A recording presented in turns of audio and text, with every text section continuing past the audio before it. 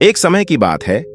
हिमालय की खाड़ी के किनारे एक छोटे से शांत गांव में रमेश नाम का एक युवा लड़का रहता था। रमेश अपने क्रोधी स्वभाव और चंचल मन के कारण गांव भर में प्रसिद्ध था। उसका मन हर समय विचारों से भरा रहता था। सोचो कि उसके विचारों के तूफान ने उसके मन को एकदम बेचैन कर दिया था। उसके जीवन से शांति मानो गायब हो गई थी और वह हमेशा अपने ही ख्यालों में खोया रहता था और तनावपूर्ण जीवन जी रहा था। उसके अशांत मन और क्रोध के कारण उसके अपने परिवार के सदस्यों और गांव वालों से भी संबंध अच्छे नहीं थे, जिससे वह और भी अधिक अकेला और अपमानित महसूस करने लगा। वह और भी अधिक मानसिक तनाव की स्थिति में चला जाता है। एक समय की बात है, रमेश अपने गांव की गलियों में घूम रहा था।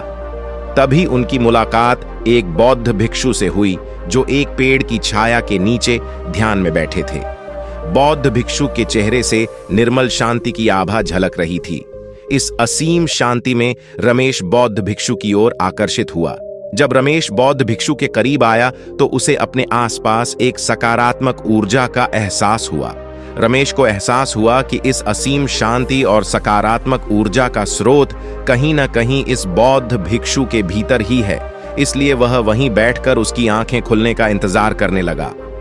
थोड़ी देर बाद जब बौद्ध भिक्षु की आंख खुली तो उसने एक युवा लड़के को अपने सामने बैठा पाया, जो बहुत तनावग्रस्त और नकारात्मक भावनाओं से भरा हुआ लग रहा था।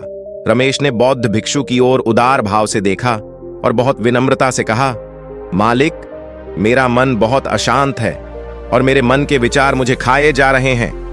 मुझे एक पल के लिए भी शांति महसूस नहीं होती।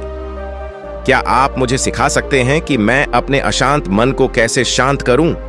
बौद्ध भिक्षु ने रमेश की पीड़ा को समझते हुए करुण दृष्टि से देखा और कहा, मेरे प्यारे बच्चे, मैं तुम्हें एक कहानी सुनाना चाहता हूं। इस कहानी में मानसिक शांति और खुशी के रहस्य छिपे हैं। क्या आप कहानी सुनना चाहेंगे? रमेश ने हाँ में सिर हिलाया और पूरी एकाग्रता से कहानी सुनने को तैयार हो गया।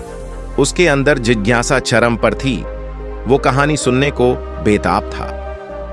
बौद्ध भिक्षु कहते हैं कि बहुत समय पहले की बात है। एक नगर में शक्ति नाम का एक आदमी रहता था। शक्ति बेहद महत्वाकांक्षी व्यक्ति थे और उन्हें हर काम में लोगों से मदद की जरूरत पड़ती थी। यदि उसे किसी से असफलता और बुराई सुनने को मिलती थी तो वह गहरी चिंता और तनाव में चला जाता था। उनका मानना था कि सफलता और भौतिक शक्तियां वांछित खुशी देंगी, लेकिन वह जितना सफलता और प्रशंसा के पीछे भागता था उतना ही मानसिक तनाव में डूबता जाता था। लेकिन अचानक शक्ति का सामना उस समय के मशहूर बौद्ध भिक्षु से हो गया, जिसका नाम महाकौशल था। महाकौशल अपने शिष्यों को ध्यान की शिक्षा देते थे और वह स्वयं एक बहुत ही ध्यानमग्न और प्रबुद्ध व्यक्ति थे।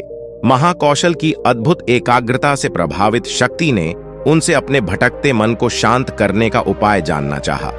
शक्ति ने कहा कि महंत मैं हमेशा सफलता के पीछे भागता हूं और लगातार अधिक हासिल करने की कोशिश करता हूं, फिर भी मुझे कोई क्षणिक संतुष्टि या आत्मसंतुष्टि नहीं मिलती। इस निरंतर बेचैनी के बीच मैं शांति कैसे पा सकता हूं? बौद्ध भिक्षु ने करुण दृष्टि से उसकी ओर देखा और उत्तर दिया कि आपका मन एक अशांत नदी की तरह है जो हमेशा बहती रहती है। आप कभी भी शांत नहीं रह सकते। इसलिए इस अशांत मन को शांत करने के लिए आपको अपने विचारों को बिना किसी रुकावट के जाने देने की कला सीखनी होगी। शक्ति को आश्चर्य हुआ और उसने पूछा कि मैं अपने विचारों को कैसे जाने दूं? आखिर मैं भी तो अपनी इच्छाओं और महत्वाकांक्षाओं से बंधा हुआ हूं। यह सुनकर बौद्ध भिक्षु मुस्कुरा दिए। बौद्ध भिक्षुक ने कहा, कल्पना करें कि आपके हाथ में पानी का एक गिलास है। अब आप इसे जितनी देर तक पकड़कर रखेंगे यह उतना ही भारी होता जाएगा, और अगर आप इसे काफी देर तक पकड़े रहेंगे तो आपके हाथ में दर्द होने लगेगा। लेकिन अगर आप उस पकड़ को ढीला कर दें और छोड़ दें तो आपका बोझ खत्म हो जाएगा। रमेश ने इस पूरी कहानी और उसका संदेश ध्यानपूर्वक सुना। वह समझ गया कि अपने विचारों और इच्छाओं से चिपके रहने से उसका बोझ बढ़ जाता है और अंदर ही अंदर अशांति पैदा कर देता है। अब रमेश को कहानी का अंत सुनने की उत्सुकता थी। बौद्ध भिक्षु ने कहानी जारी रखी। एक बौद्ध भिक्षु की बात मानकर शक्ति ने विचारों को त्यागने का अभ्यास शुरू कर दिया। वह बिना किसी पूर्व निर्णय के अपने विचारों और भावनाओं को आते और जाते देखता था।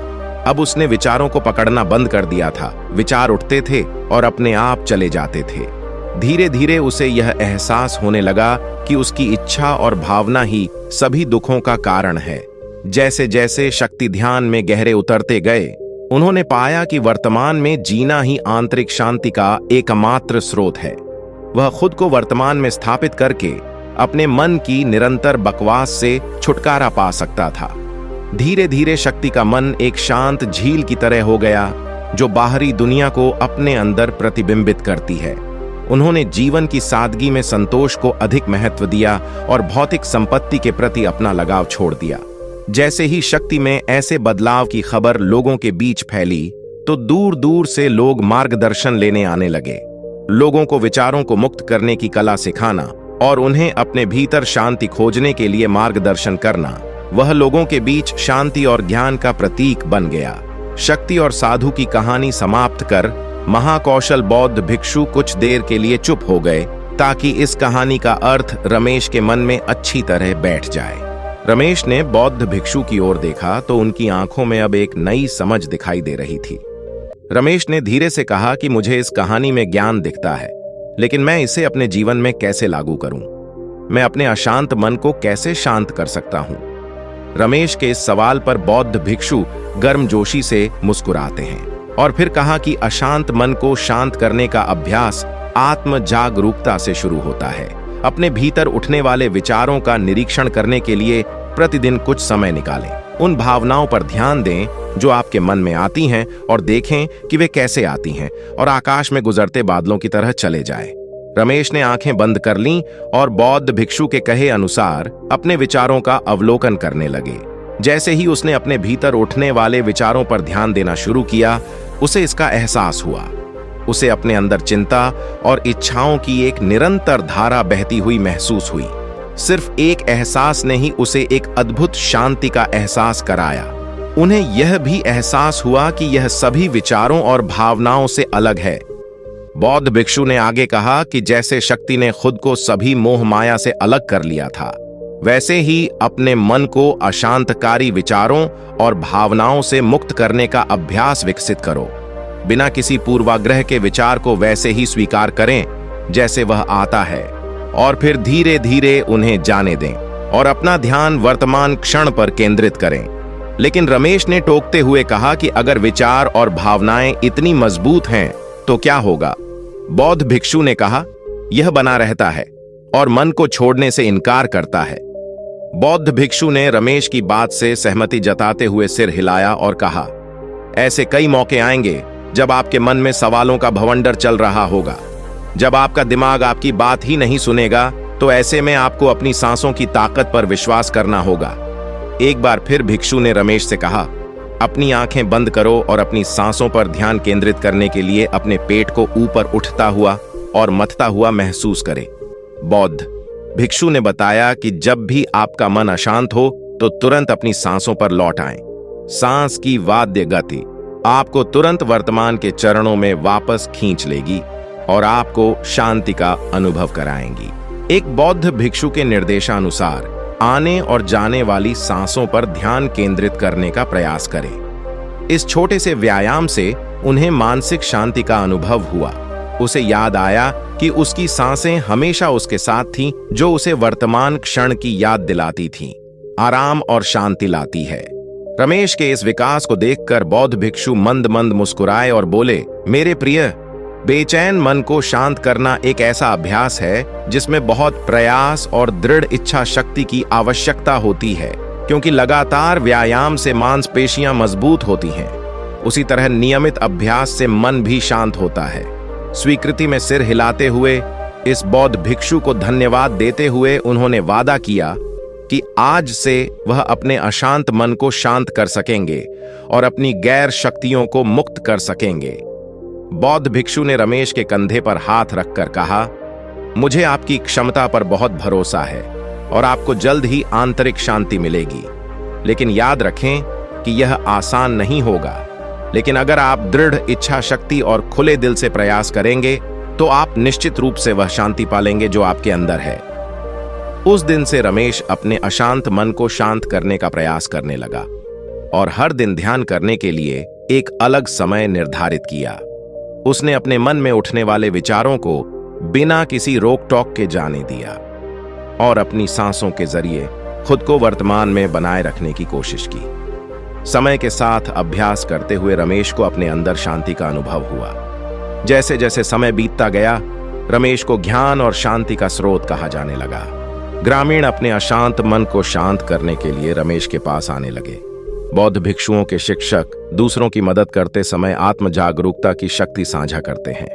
बौद्ध भिक्षु आंतरिक शांति पाने की शिक्षा देते हैं। इसके साथ ही उन्होंने अपनी सांसों पर ध्यान देने और अपने विचारों को मुक्त करने की कला भी सिखाई। ऐसे निवासियों का विकास हुआ और उन्हें मन की अमूल्य शांति मिली। बौद्ध भिक्षु की शिक्षाओं और रमेश द्वारा संचालित अभ्यास के माध्यम से विचारों को त्यागने और वर्तमान में जीने की कला दूर दूर तक फैल गई। उन्होंने कई लोगों की जिंदगी बदल दी और जैसे जैसे समय बीतता गया, उनकी जिंदगी और भी बदलती गई। रमेश का शांत प्रभाव उसके गांव की सीमाओं से परे तक फैला हुआ था। आसपास के गांवों और शहरों से लोग राहुल के परिवर्तन की कहानी सुनते थे, उनसे सलाह लेने आते हैं। मन के बोझ तले दबे लोगों के लिए रमेश आशा की किरण बन गया। रमेश की शिक्षाएं केवल ध्यान और प्रवचन तक ही सीमित नहीं थीं, बल्कि वह रोजमर्रा के काम जागरूकता के साथ करने पर ज्यादा जोर देते थे। वह लोगों को अपनी भावनाओं के प्रति जागरूक रहने की याद दिलाते थे। इस बात पर ध्यान दें कि आप दिन भर में क्या करते हैं और अपने आसपास होने वाली घटनाओं पर आप कैसे प्रतिक्रिया करते हैं। हर काम पूरी जागरूकता के साथ करें। जब आप खाएं तो प्रत्येक टुकड़े के स्वाद का आनंद लें। जब आप सूरज की रोशनी के सामने खड़े होते हैं तो उसकी गर्मी महसूस करें। लोग क्या कहते हैं उसे ध्यान से सुनें और समझें। छोटे छोटे बदलावों से लोगों के जीवन में चमत्कारिक परिवर्तन आते हैं।